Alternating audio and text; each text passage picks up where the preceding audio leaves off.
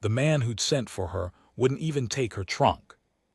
I was leaning against the loading post outside Asher's Mercantile that afternoon, waiting on a barrel of nails I'd already paid for, when the southbound stage rolled into Drummond and put her down in the road.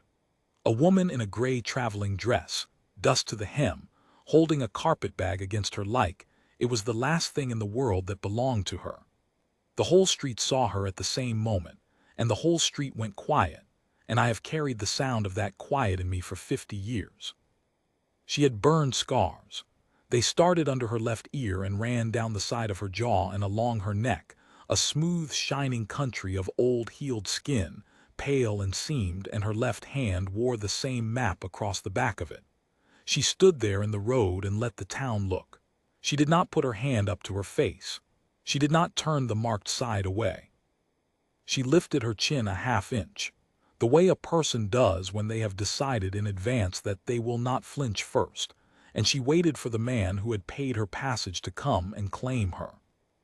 His name was Harlan Voss, and he owned the feed and dry goods on the north corner, and he had a soft pink face and a watch chain across a belly that had never missed a meal.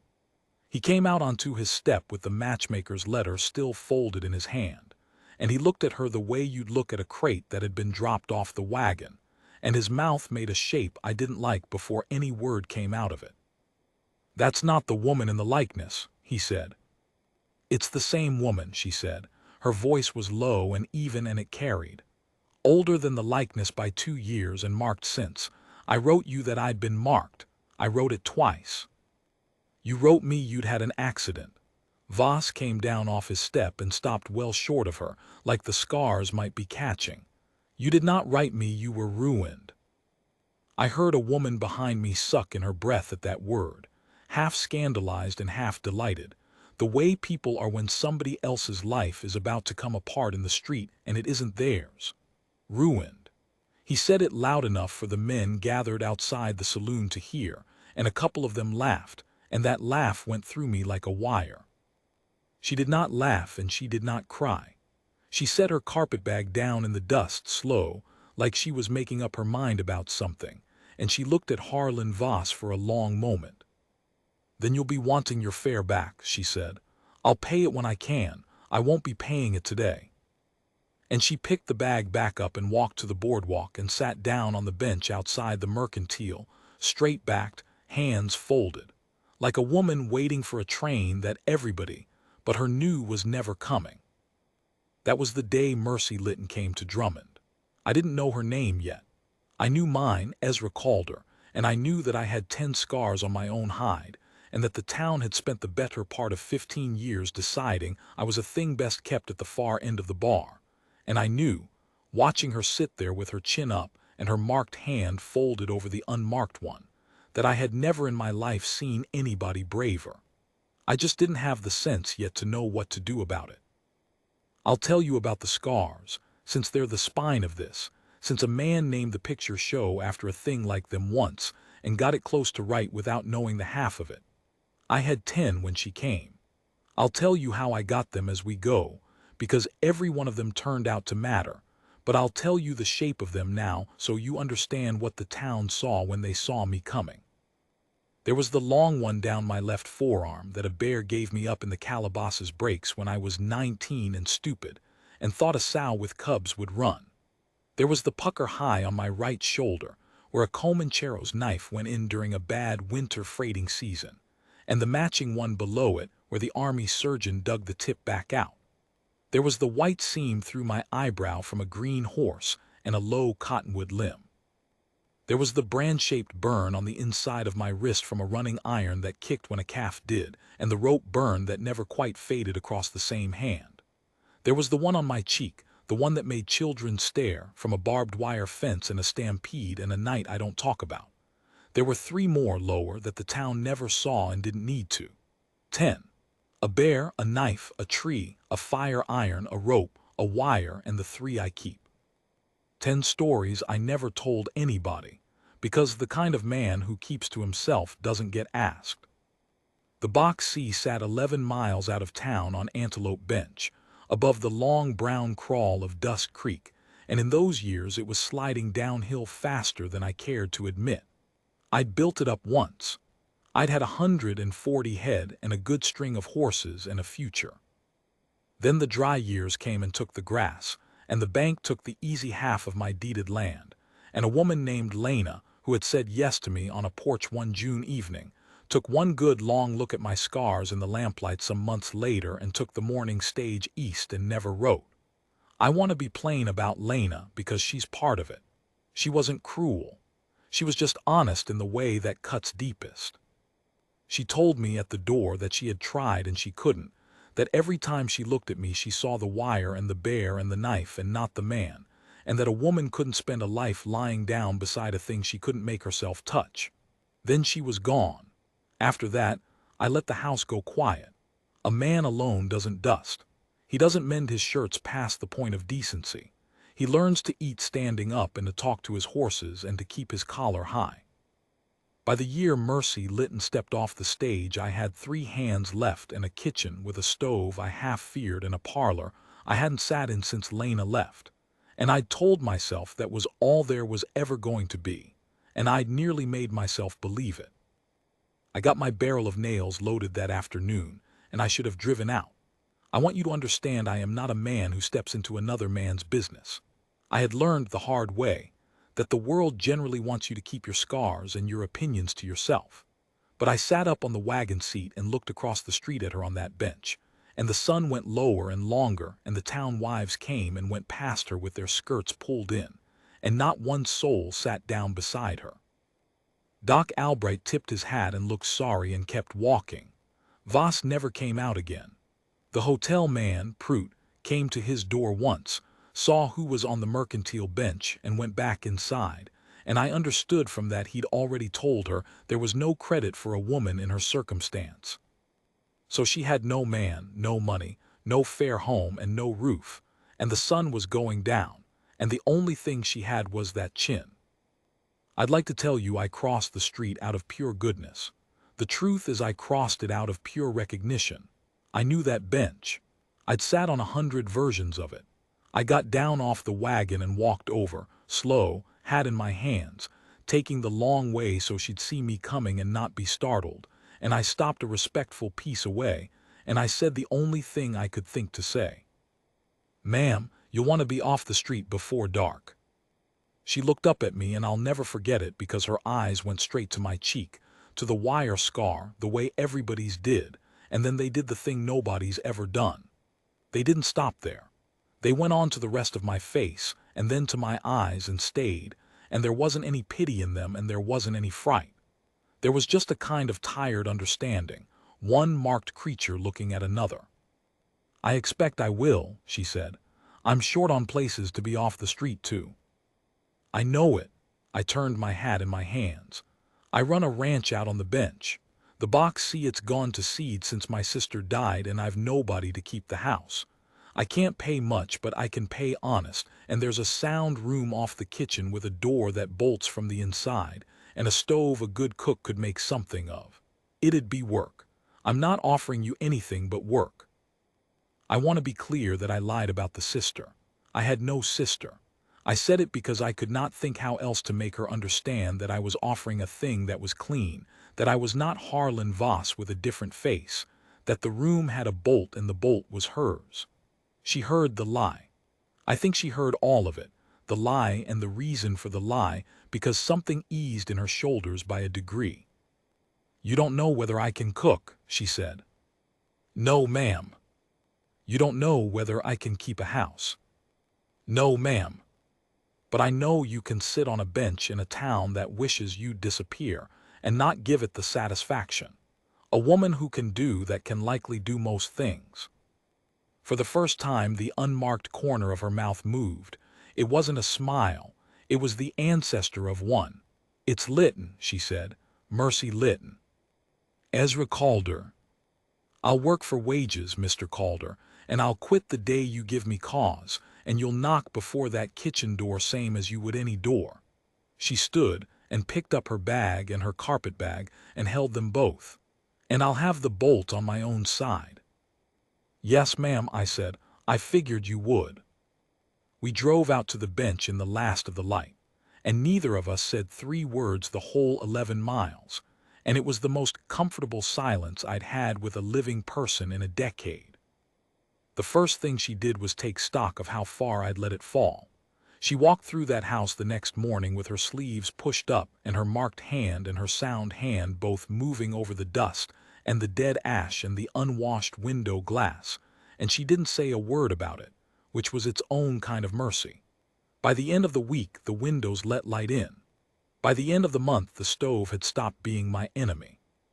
She cooked plain and well and a great deal of it, and my hands, Dent Mabry and young Cy and the half-deaf old Mexican vaquero we all called Tio, started finding excuses to be near the house at mealtimes, and the house started smelling like a house again instead of like a den. She was not soft, and she did not court anybody's good opinion. Dent told me, grinning, that he'd offered to carry in her wood the first day, and she'd told him she'd carried wood up 4 flights of a St. Louis boarding house and could likely manage an armful across a yard, but that if he wanted to be useful, he could fix the latch on the spring house that had been broken since Garfield was president. Dent fixed the latch.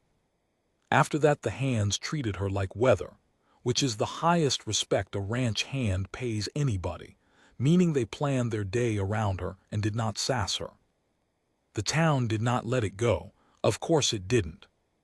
It took about 10 days for the talk to make it back to me, and it made it back the way that talk does through Cy, who'd heard it in the feed store from a man who'd heard Voss say it. Voss was telling it that Ezra Calder had taken the ruined woman out to his place, and Voss was saying it with a wink in his voice. 2 marked-up creatures keeping each other warm out where decent folks couldn't see, and the saloon was laughing the way it had laughed in the street. Cy was red in the face telling me. He wanted to know, did I want him to go in and address it. He was 19 and he had a temper, and he loved Mercy Litton, by then the way a pup loves the person who feeds it, fierce and uncomplicated. You'll address nothing, I told him. A man who answers that kind of talk with his fists just tells the town the talk was worth answering. We'll let it starve. But it didn't starve. That's the thing nobody tells you about a town's contempt. It doesn't need feeding, it feeds itself. What I want to tell you about most from that first season isn't the town, it's the scars. It came on by accident, the way the true things do. I'd torn my good shirt, the one shirt I owned that didn't have a patch, on a nail in the loafing shed, torn it clean from collar to shoulder, and I'd balled it up to throw out, and Mercy found it in the wash heap and held it up and looked at the tear and then looked at me. You'd throw out a shirt over a 4-inch tear, she said. I can't mend. I can, she turned it in the light. I was a seamstress before the fire, a good one. This is good wool. It'd be a sin to burn it. She paused, and her marked hand smoothed the cloth flat, and she said, not looking up, I could take in mending, yours the hands. It'd earn my keep better than just the cooking, and I'd feel less like charity. You're not charity, you're paid. I know what I am. She looked up then, and there was steel in it. And I know what the town's saying I am. I'd as soon earn every cent of what I am, so that when they say it I can know in my own heart it's a lie. So she mended. She set up in the parlor I hadn't sat in since Lena, and she opened the curtains and turned it into a workroom, and the room came back to life under her marked hands. And I, who had nowhere in particular to be those long evenings, took to sitting in there with my coffee while she worked, because a man gets tired of his own company, and because the lamplight on her bent head was the most peaceful thing I'd looked at in years. It was on one of those evenings that she asked me about the wire scar on my cheek. She asked it plain, the needle moving, not looking up, the way you ask a thing when you mean to make it ordinary instead of dreadful. How'd you come by the one on your face? Nobody had asked me that in 15 years. People looked at it and looked away. They built whole stories about it amongst themselves. I knew that I'd killed a man, that I'd been in a duel, that I was a desperado gone to ground. Nobody had ever just asked. And so, because she asked it like it was an ordinary thing, I told her like it was an ordinary thing, and the telling cracked something in my chest that had been sealed up a long time. "Stampede," I said. "Thunder spooked the herd in the night up on the divide, 800 head. My partner that year, a man named Purnell, got cut off a horse on the wrong side of them. I rode in to turn the lead steers off him, and a wire fence had come down in the dark, and I took it across the face going through. Lost the eye for a week, thought I'd lost it for good. I touched the scar. Turned the herd. Purnell lived. He moved to Oregon the next spring, and I never heard from him again, but he lived. I looked at the fire. So that one cost me a face and bought a man a life. I always figured that was a fair trade, even the times I couldn't stand the sight of myself in a glass." Mercy had stopped sewing. She was looking at me, and the lamplight was on the scarred side of her own face, and she said, quiet, "That's the first time anybody's told me what one of their scars was asterisk for asterisk." "For mine are for 2 children," she said. And then she told me.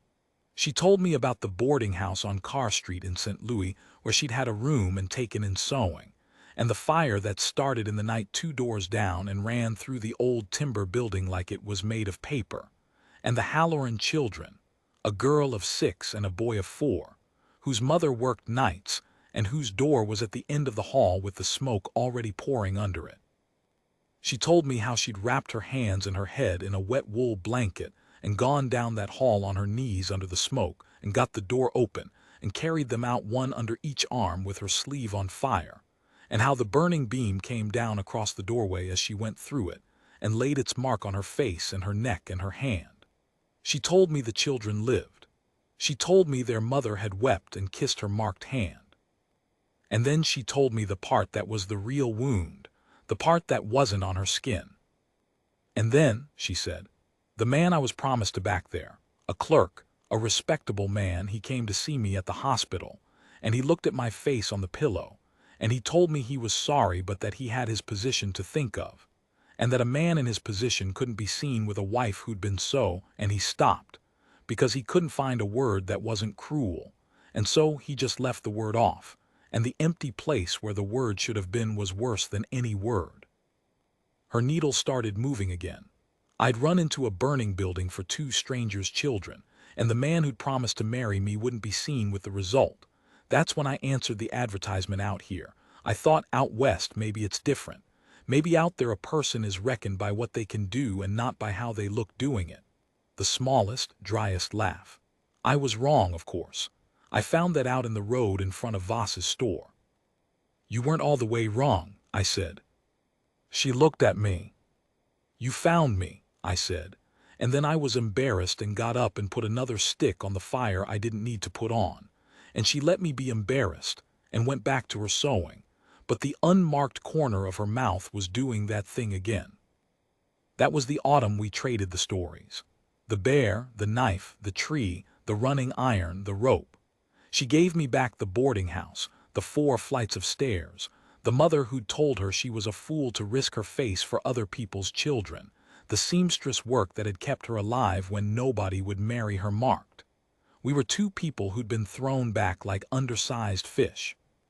The both of us, her for her scars and me for mine, the both of us told by somebody we'd loved or hoped to love that we were too marked to keep. And in the trading of it, scar for scar, story for story, across that parlor in the lamplight, the mark stopped being the worst thing about each of us and started being the truest. I didn't say a word of what was growing in me.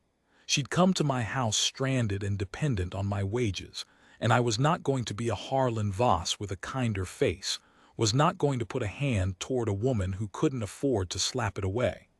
I decided that the first night, and I held to it.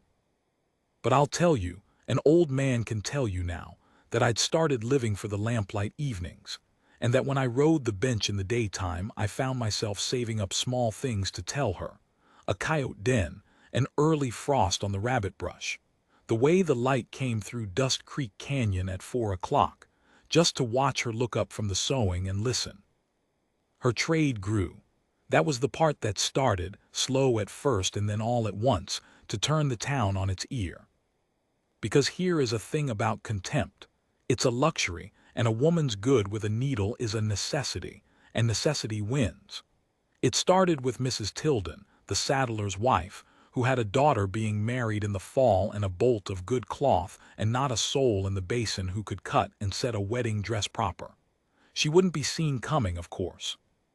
She sent her hired girl out to the box C with the cloth in a sack, after dark, with word that Mrs. Tilden would be obliged if Miss Litton could see her way to it, and that there'd be no need to mention where the work was done. Mercy looked at the sack and looked at the girl, and I watched her decide whether to be insulted or to be paid, and she chose to be paid, and she made the most beautiful wedding dress that Basin had ever seen, and when the Tilden girl walked down the aisle in it, half the women in the church wanted to know who'd made it, and Mrs. Tilden, in front of God and everybody, said her sister back east had sent it. But the women knew. Women always know. And one by one, after dark in sacks, the cloth started coming out to the box C, a christening gown, a set of good shirts for a banker who couldn't have his wife knowing where they came from, mourning weeds cut and dyed and finished overnight for a widow who needed them by the burying and had nowhere else to turn. The same town that crossed the street from Mercy Litton in daylight was sending its most particular and most private work out to her marked hands by night, and paying for it, and lying about it, and that lie was a heavier thing than they knew, because every stitch they wore was proof that they needed her, and every coin they paid was proof they knew her worth, and they wore the proof to church on Sunday and looked through her in the road on Monday. She knew it. She took their money and she said nothing, and she kept a little tally book, and once I caught her looking at it of an evening with an expression I couldn't read, and I asked her what it was, and she said, "It's how much this town has paid the woman it pretends doesn't exist." She closed the book. Someday it might be useful to know. I should have seen in that the woman who was going to face them all down in the spring. I didn't. I just thought she was wise. Winter came hard to the Tanner Basin that year, but before the winter came the flood, and the flood is where the rest of it turns. It was the back end of October, and we'd had a freak warm rain up in the high country for 3 days running, snow and rain both, and Dusk Creek, which most of the year you could step across, came up brown and roaring in a single afternoon. I had 40 head of stock and most of my horses on the creek bottom grass, which is where you keep them in a dry year because it's the only grass that's left, and which is exactly the wrong place to have them when the creek decides to become a river. Dent and Cy and Tia and I rode down into it in the rain to push them up to the bench, and it was bad, full dark coming on and the water rising and the cattle stupid with fright, and we got most of them. I went back for the last bunch, a half-dozen head bawling on a cut-off shelf of bottom with the water already curling around it, and I'd nearly hazed them up the bank when the bank gave way under my horse. He went down and rolled, and I went off and under, into that brown cold roar, and a snag, a whole dead cottonwood the flood had carried down, came around in the current and took me across the ribs and the leg and pinned me to the bottom for a count of seconds that I was sure were going to be the last I had. I don't remember getting out. Dent says I came up 40 yards down and Cy roped me off the bank like a yearling. I remember the cold, and I remember coming to in the wagon bed with the rain on my face and Mercy's voice, and that's about all of that night. The cottonwood had laid my leg open from knee to hip, a long bad gash, and cracked 2 ribs and put a knot on my head, and the leg is what nearly killed me, because a wound like that in cold flood water, full of mud and bark, goes bad fast, and it went bad. Doc Albright drove out the next day and cleaned it and sewed it and looked grave and said the words a man hates to hear a doctor say, which were that he'd done what he could and the rest was up to the patient's constitution and the Lord, and that the fever, if it came, would tell the tale, and that someone would need to sit with me close. The fever came.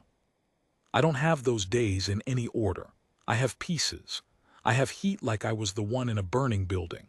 I have my own voice saying things I'd kept locked up, Lena's name, my father's name, the name of the man Purnell, all of it boiling up out of me. And through all of it, in every piece I have, there is Mercy Litton. She didn't leave me. Doc Albright had said someone would need to sit close, meaning to nurse a man through the fever. You've got to keep him cool and keep the wound clean and not be squeamish about it. And there wasn't a woman in Drummond who'd have come out to do it for the scarred recluse on the bench. And there didn't need to be, because Mercy did it. She'd run into a fire for two strangers' children. She was not going to be turned back by a fever and a bad leg for the man who'd given her a roof and a bolt for her own door. She kept the wound clean. She kept me cool. She held me down, I'm told, when the fever had me thrashing, that small, marked woman, and she talked to me low and steady through the worst of it.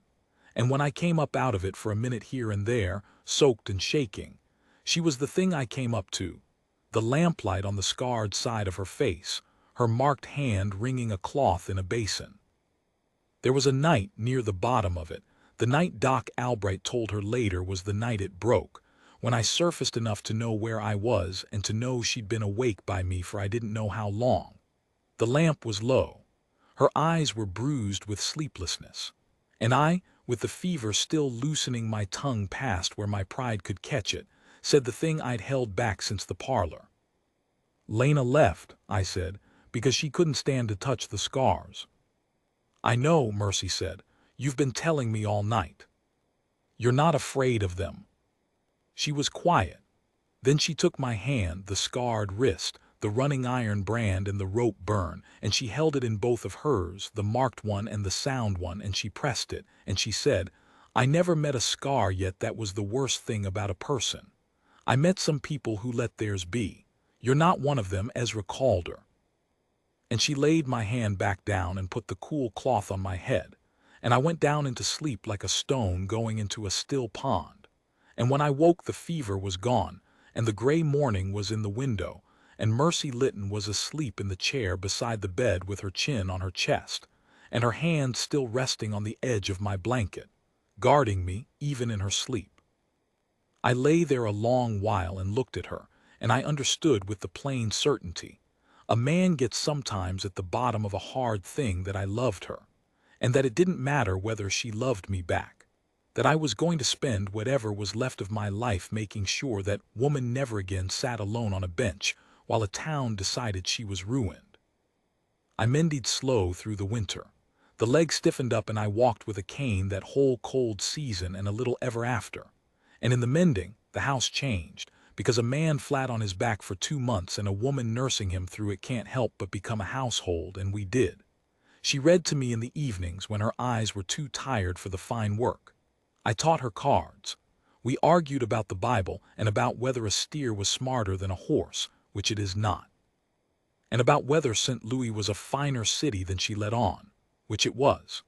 Cy and Dent and Tio would crowd into the warm kitchen of an evening and the 5 of us would sit, and it was, though I didn't have the word for it then, a family. The Box C, which had been a den, had become a home, and the woman who'd made it one was the woman the town called ruined, and the irony of that sat with me all winter long and got heavier as it went. I never spoke my heart to her that winter. I want that understood. She was under my roof and dependent on my goodwill and recovering. The both of us were recovering from things that don't mend as quick as a leg. I decided long since that if it ever came to be said, it would be said by a man standing on his own 2 feet, not by an invalid she was spooning broth into, and it would be said in a way that left her every inch of room in the world to say no and walk out the door with her dignity and her wages and never think of it again. That was the only honorable way I could see to do it. So I waited, and spring came before I had the chance, and when it came, the town forced the matter before I could.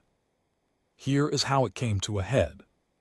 By spring, Mercy's trade was the worst-kept secret in the basin. Every respectable woman in Drummond was wearing her work and lying about it, and the lying had started to chafe them, because a lie is heavy to carry and they'd been carrying this one a long time, and people who carry a heavy, guilty thing will, sooner or later, look for someone to blame for the weight of it. And the someone, naturally, was Mercy. It was Harlan Voss who lit it, of course. Voss had never gotten his fair money back, and Voss had spent the winter watching his own customers slip out to the Box C with sacks of cloth, money that he reckoned, in the crooked way of a man like that, was somehow owed to him. And Voss had a wedding of his own coming that spring, a niece, and the bride had wanted, above all things, a dress like the Tilden girls. And so the cloth had gone out to Mercy along with everyone else's, and Voss had found out, and it had set him afire. The reckoning came at the Grange. The Drummond Grange Hall was the biggest building in town, and they held the spring social there every year, the whole basin, ranch, and town both, and that spring there was to be a presentation, a flag for the new schoolhouse, sewn by the ladies' committee, and a supper and a dance. Mercy didn't want to go. I knew she didn't. But Mrs. Tilden, of all people, had come out personal to ask her in daylight, for the first time in daylight, because Mrs. Tilden had a conscience that had finally gotten too heavy, and Mercy had looked at me and I'd said, "Go. You've as much right to a supper as anyone in this basin, and a sight more than most." And so we went, the both of us, me on my cane and her in a dress she'd made herself, a deep blue wool, the most beautiful dress in that hall, and everyone in that hall knew it. Voss had been drinking. That was plain the minute we came in. And the sight of the two of us, the scarred recluse and the ruined woman, walking into the Grange supper like we had a right to it, was more than his liquor and his grudge could stand. He came across the floor, and the talk in the hall fell off the way it had fallen off in the street that first day, that same dreadful quiet, and he planted himself in front of Mercy with the whole basin watching. "You've got nerve," he said to her loud. "You've got nerve parading in here. You came out here to be a decent man's wife, and when he wouldn't have the ruin of you, you went out to the bench and shacked up with the only man in the territory ugly enough not to care, and now the two of you come in here to a Christian supper bold as brass." He turned to the hall, playing to it. "I'll not eat in the same room. A man's got to draw a line. There's children present." I started forward. I'll be honest, I started forward with my cane gripped like a club and murder in my heart, the way I had not let Cy go forward but could not stop myself. And Mercy put her hand flat on my chest and stopped me. Her marked hand, flat on my chest, and she didn't even look at me when she did it. She looked at Harlan Voss, and she said, in that low, even voice that I'd first heard carry across a dusty street 9 months before, "Mr. Voss, before you draw your line, I'd like the basin to know where everyone in this room stands on the right side of it." And she opened the little tally book. She'd brought it. She'd brought it in her bag, that little book she'd kept all winter, and she opened it there in the center of the Grange floor. "Mrs. Tilden," she said, not unkindly, "a wedding dress this past September. Mr. Asher, 6 shirts and a Sunday coat paid in trade. Mrs. Prout, a christening gown for your grandbaby, and you wept when I put it in your hands. Doc Albright, your wife's mourning weeds, done in a night so she'd have them for her mother's burying, and you've never said an unkind word to me since, and I thank you for it. Mr. Voss," and here her voice didn't rise, it dropped, which was worse, "a wedding dress for your niece, cut from the cloth your wife sent out to me in a flour sack on the 2nd of April, with a note in your wife's hand asking me to please not mention to you where it was made, because she knew what you'd do if you knew the ruined woman's hands had touched it. Your niece is wearing my work to be married in, Mr. Voss. The whole front row of this hall is wearing my work right now. Stand up, the ones of you in my stitches. Stand up and draw the line, and let's see which side of it you're standing on when you do." Nobody moved, and then somebody did. Mrs. Tilden stood up. She stood up red-faced and with her chin shaking, an old proud woman doing a hard thing late but doing it, and she said, "I'm wearing her work. I'm wearing it now, and I wore it to my daughter's wedding, and I told a lie about my sister, and I've been ashamed of that lie every Sunday since." And she turned to Voss. "Sit down, Harlan. You're a foolish, cruel man, and you're drunk, and that woman's done more good with her marked hands than you've done with all your fortune, and your 2 soft pink ones." And then another woman stood, Mrs. Prout, with the christening gown grandbaby on her knee, and then the banker who'd had his secret shirts. And then 1 and 2 and a half dozen at a time, the front of the Grange Hall got to its feet, the whole respectable lying ashamed lot of them, standing up in mercy-litten stitches, and Harlan Voss stood alone in the middle of the floor with the line he'd wanted to draw scattered all to pieces around his feet. And he looked, for the first time since I'd known him, like exactly what he was, which was small. I should let that be the end. It would make a tidier story. But it's not where the heart of it is, because the heart of it is what I did next, and I did it before I'd planned to, before I'd meant to, standing there on my cane in the Grange hall with the whole basin on its feet, because I looked at Mercy Lytton standing in the center of that floor, having just turned a town inside out with a flour sack tally book and her own plain courage, and I knew that if I waited for the right careful moment I'd be a coward, and that she of all people deserved a thing said straight out and unafraid. So I crossed the floor to her, on my bad leg slow, and the hall went quiet again, but it was a different quiet now, and I stood in front of her, and I took off my hat the way I had that first day on the boardwalk, and I said it loud enough for the whole basin to hear, because the whole basin had heard Voss call her ruined twice, and they were by God going to hear this too. "I've got 10 scars," I said. "I expect most of you have wondered about them, and I know some of you have made up stories. So I'll tell you what they are, the way Mercy Lytton was the first person in 15 years to think to ask. This one's a bear that I lived through when a smarter man would have run. This one's a knife from a winter I kept a freight line running so a settlement didn't starve. This one across my face is a wire fence I rode through to turn a stampede off a man, and he lived, and that's worth a face. Every scar I've got is a thing I lived through or a thing I did for somebody, and I spent 15 years letting this town treat them like something to be ashamed of, and I was a fool." I turned. I looked at her. "Mercy Lytton's got scars too, and I'll tell you what hers are since this hall's been so curious. Hers are 2 children. A girl of 6 and a boy of 4 that she carried out of a burning building with her own sleeve on fire while their own mother was 3 blocks away. That's what the mark on her face is. That's what this town's been calling ruined. A woman so brave she'd walk into a fire for 2 strangers' bobbies, and so good she spent this whole winter clothing the very people who crossed the street from her. There's not a soul in this basin fit to call that ruined. There's not a soul in this basin fit to tie her shoe, and I include myself first in that." My voice had gone rough by then. I'd never said so many words in a row in my life. I got down on the bad leg, which was no small piece of business with a cane, but I got down on one knee on the Grange hall floor. "I didn't bring you out to my place to be anything but a hired woman, and I held to that, and I'd hold to it still if you said the word, because the last thing on this earth I'd be is another man who wants a thing from you that you can't freely say no to.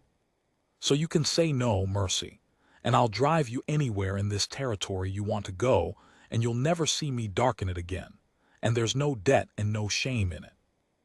But I'm asking you in front of this whole town that's wronged the both of us to be my wife, not because either of us is too marked for anybody better, because there isn't anybody better, not for me, not in this world or any other.